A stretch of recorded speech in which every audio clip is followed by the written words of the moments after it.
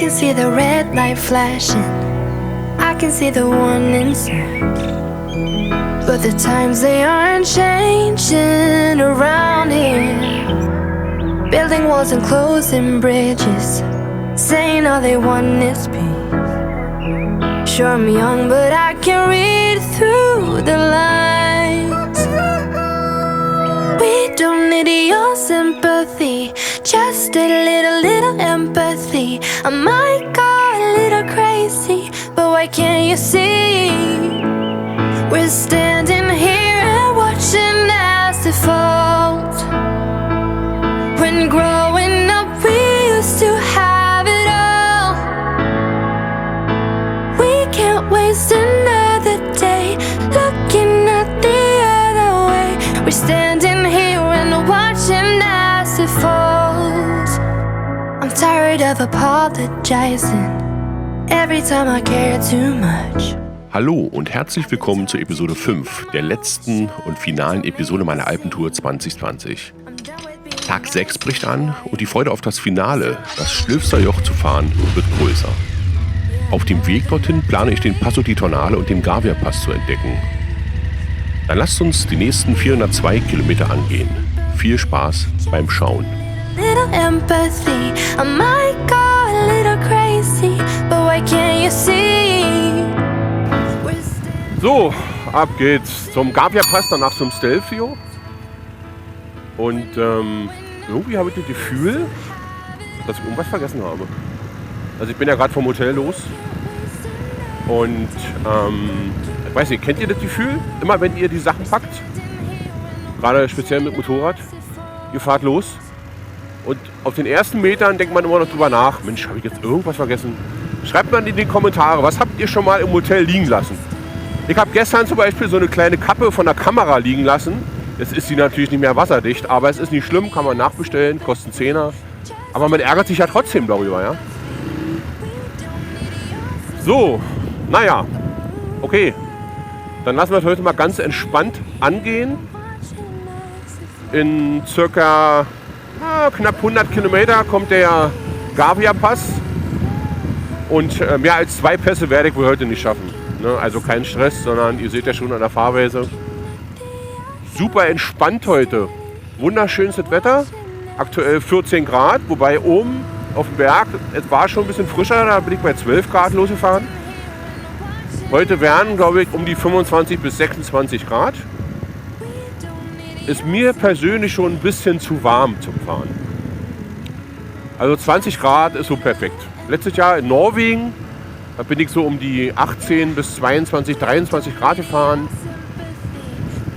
Wunderschönster Sonnenschein, das war schon perfekt. Oder letztes Jahr Südeuropa, Côte d'Azur, durch die Alpen durch, 38 Grad, nie wieder. Also das ist natürlich, wer es mag. Ich sag immer, ausziehen kann man alles, anziehen noch mehr, aber auf dem Motorrad kann man nichts mehr ausziehen. Da ist nichts. Ne? Also Sicherheit geht vor. Stoppschild, ja, vorschriftsmäßig. Und dann mal los, ein bisschen Musik und Kurven machen. Bis gleich.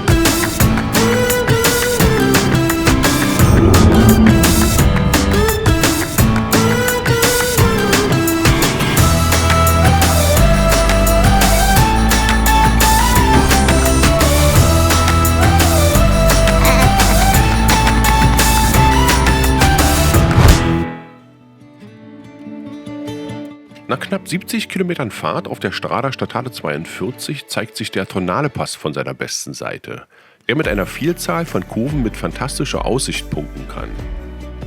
Fährst du den Pass, wirst du maximal 10% Steigung haben und auf 1884 Meter kommen.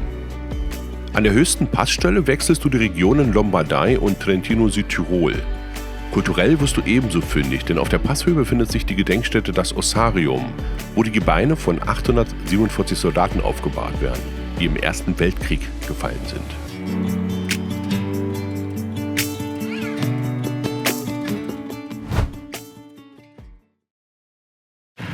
So, jetzt tanken wir mal in einer italienischen Tankstelle, wo man Selbstzahler ist. Also, ihr wisst schon, selbst zahlen muss man sowieso, aber Selbstbedienung mit dem Bezahlen. Da bin ich mal gespannt. Muss ich erstmal gucken, ob der Kreditkarte nimmt hier. So, gibt's da was in Deutsch? Nee, natürlich nicht. Nur Italienisch. Die Nummer auswählen. Da, guck mal, hier kann man ja Deutsch machen. Deutsch. Sieht so aus, als hätte man Guthaben.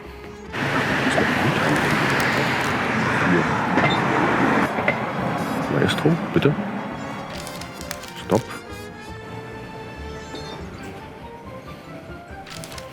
Habt ihr alle meine PIN gesehen?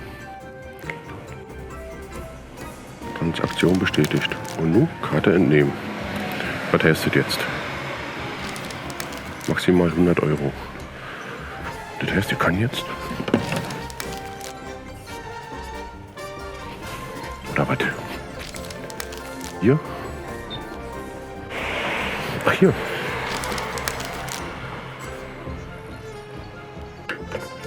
Ich stelle mich zu blöd an. Also 5 Euro. So. 20 Euro. Oh, 20 Euro. Also. Jetzt, keine Ahnung warum. Warum hat das vorher nicht funktioniert? Das ist merkwürdig. Muss man nicht verstehen. Habe ich die zu früh hochgenommen? Keine Ahnung. Sag du es mir. Schreib's in die Kommentare. Ich weiß es nicht. Irgendwie hat es mit einmal funktioniert. Was habe ich falsch gemacht?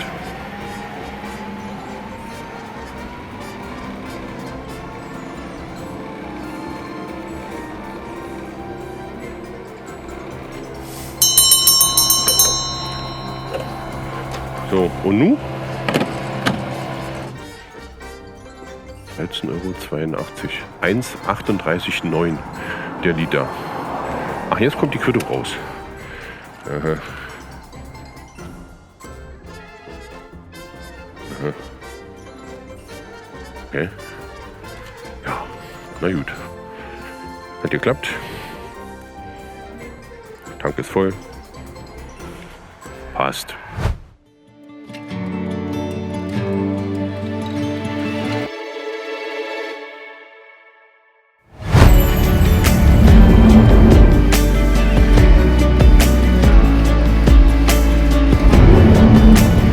Gute 25 Kilometer und 30 Minuten später gelange ich nun zum Gavia-Pass. Für mich mit der schönste Alpenpass meiner Alpentour. Der Gavia-Pass, italienisch auch Passo di Gavia genannt, beeindruckt durch seine außergewöhnliche Aussicht, die du an den verschiedensten Haltebuchten genießen kannst. Und seiner engen, oft einspurigen Fahrbahn auf der Südrampe. Maximal 16% Steigung, eine Länge von 43 Kilometer und 15 Kehren auf der Südrampe lassen dein Kurvenherz höher schlagen. Du kommst automatisch in die Versuchung anzuhalten, um einfach die Aussicht zu genießen. Spock würde sagen, faszinierend.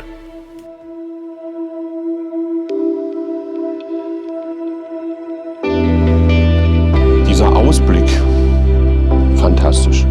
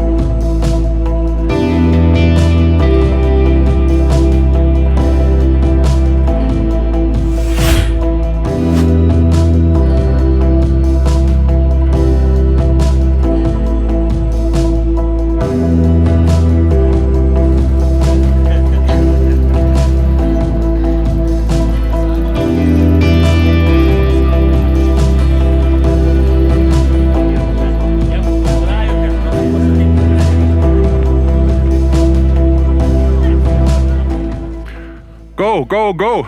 Komm hier.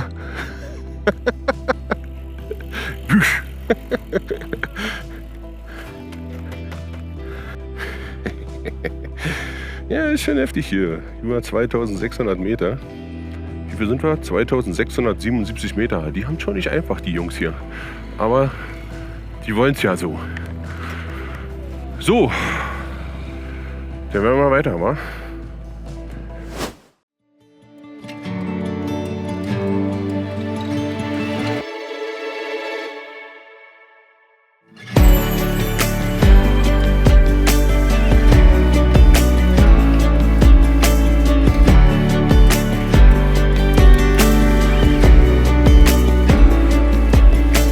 Nach einer entspannenden Pause fahre ich auf der Nordseite des Gavia-Passes in Richtung Stilfser Joch und genieße die nächsten 10 Kehren auf einer teils frisch asphaltierten Fahrbahn mit herrlichem Blick auf die Ortler-Alpen. Ich bereite mich mental auf meinen finalen Pass vor, das Stilfser Joch mit seinen 2757 Metern, der höchste Gebirgspass der italienischen Alpen. Mein finaler Pass der Alpentour 2020.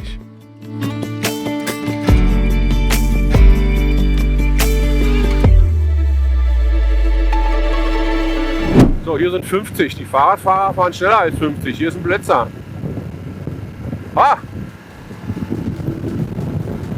Werden die auch geblitzt? Natürlich. Aber das Ding hat nicht geblitzt. What is your top speed? Oder spricht Deutsch? Ja. Was ist, bitte? 53? 73 km/h. Hier runter? Ist ja irre. Nicht Angst, dass ihr euch was wehtut irgendwie? Ja, viel Spaß noch!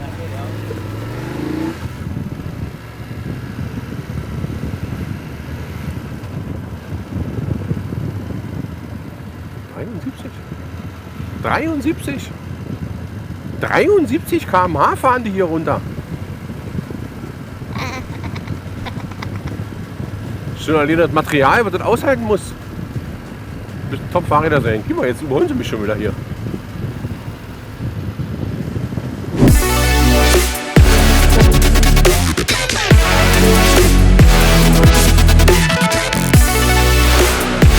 Das ist so ein typisches italienisches Städtchen oder Dörfchen. Hier zum Beispiel Sant'Antonio. Das führt alles durch diese kleinen Gässchen, ne? Herrlich, das hat so was Romantisches. Wunderschön. Oh, wie romantisch. Eine Ampel. Und dann noch ein Rot. So, und in den italienischen Städtchen ist auch Siesta, ne? Von 12:30 Uhr bis 15:30 Uhr ungefähr. Und macht sich natürlich bemerkbar hier. Hier ist ja keine Sau auf der Straße. Ja, da erlaubt sich jemand den Rasen zu mähen. Der spinnt wohl. Aber sonst, du siehst hier wirklich niemanden. Alle Läden haben geschlossen. Machen alle Mittagsschlaf. Also du kannst ja nicht, brauchst du nicht einbilden, wenn du hier in Italien, zumindest auch im Norden, ich weiß nicht, ob es im Süden so ist, wenn du hier zur Mittagszeit, also auf dem Nachmittag irgendwie was zu essen suchst, da ist nichts. Letztens stand ich ja vor dem Spar, bin kurz vor der Schließung noch mal rein, gegen 12 Uhr, ab 12:30 Uhr war ja Siesta, ich saß dann draußen. Und da sind ein Haufen Menschen, die meisten Touristen gekommen und wollten einkaufen. Und der Spar hatte eben von 12:30 Uhr bis 15:30 Uhr geschlossen. Pustekuchen. Machen sie keinen Umsatz. Dabei sind die Öffnungszeiten ja auch nicht so, dass man sagt, okay, die haben bis später in der Nacht offen. Ja? In der Regel öffnen die Geschäfte um 9 oder manche auch um 8 und die meisten schließen um 18 oder um 19 Uhr. Das ist quasi eine Vollzeitkraft, die da bezahlt wird. Vielleicht wollen sie Geld sparen oder es hat sich so eingebürgert aus Tradition heraus. Ich finde es schon merkwürdig, dass man zur Mittagszeit 3 Stunden schließt. Also das ist schon heftig. Eine Stunde, okay, ich hatte auch zu DDR-Zeiten. Da gab es immer eine Mittagsschließung. Ja, im Konsum. Im Konsum. Aber heutzutage in der freien Marktwirtschaft, ja,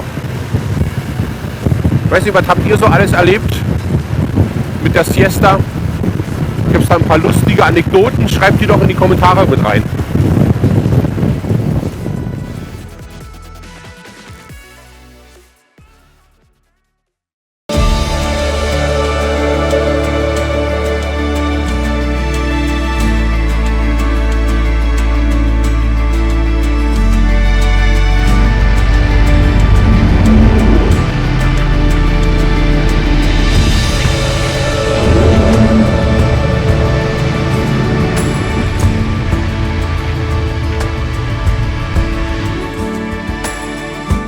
starte mit der Auffahrt am Stilfser Joch von der Westrampe in Bormio.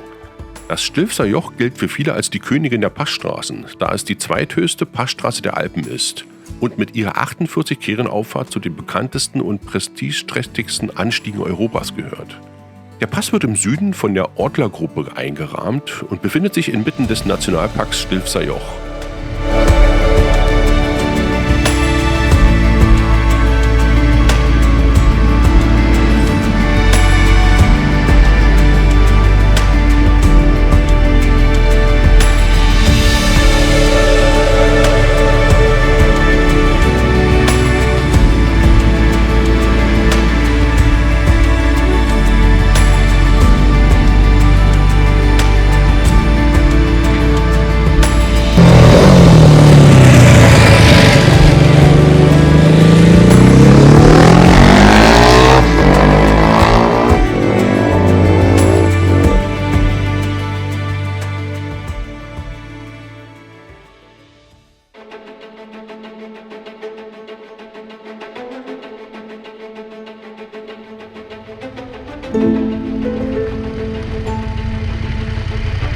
Oben angekommen an der Westrampe des Stilfser Joch suche ich mir einen schönen Platz, um ein paar Fotos und Videos zu schießen.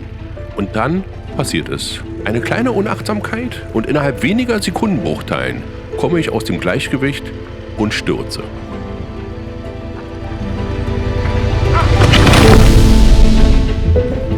Eine absolute Schrecksekunde für mich. Warum? Weil ich ein Jahr zuvor bereits auf ähnliche Art umgefallen bin und mir dabei einen komplizierten Bruch des Schlüsselbeins zugelegt habe. So kompliziert, dass er mit einer Titanstrebe fixiert wurde und nun nach 1,5 Jahren immer noch nicht entfernt werden kann. Ich kann euch sagen, so ein Bruch ist äußerst schmerzhaft und ich gönne so etwas wirklich niemandem. Zurück zum Sturz bzw. Umfaller. Diesmal habe ich tatsächlich Glück. Ich falle zwar auf die Schulter, schaffe es aber, mich noch abzurollen. Was man hier nicht sieht, da ja leider kein Kameramann in der Nähe war. Aber stellt euch Bruce Lee vor, der von Chuck Norris geschlagen einen Abroller macht. Daher der Tipp von mir an euch, solltet ihr einmal umfallen, achtet nicht auf die Maschine, sondern wie ihr auf den Boden auftrefft. Das ist entscheidend. Da reichen auch 1 bis 2 Meter, um das Schlüsselbein knacken zu hören. Apropos Motorrad, die Schäden sind hier glücklicherweise finanziell im Rahmen geblieben, in Anführungsstrichen. Ersetzt werden muss tatsächlich nur der Koffer mit knapp 400 €. Der Rest sind Falten und Beweis eines bewegten Motorradlebens.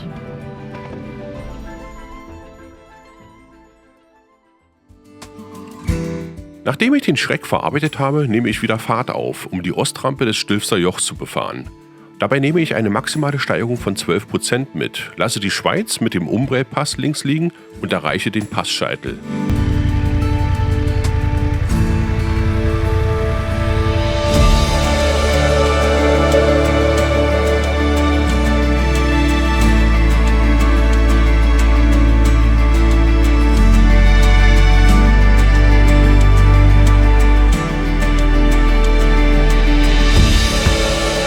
Und zu guter Letzt lasse ich es mir nicht nehmen, meinen Affentanz vorzuführen.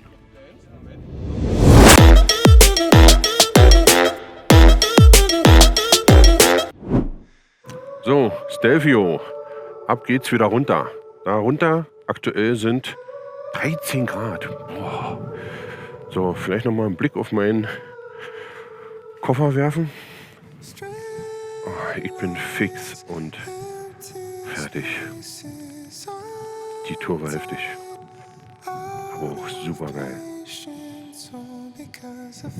Ja, wie man sieht, schon lediert. Hier ist ein Loch drin.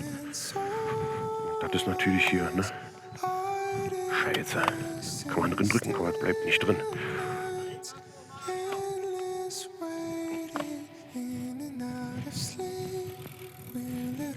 Ja, Fahrradfahrer gibt es hier auch wie Sand am Meer. Abschließend kann ich sagen, ich habe es geschafft.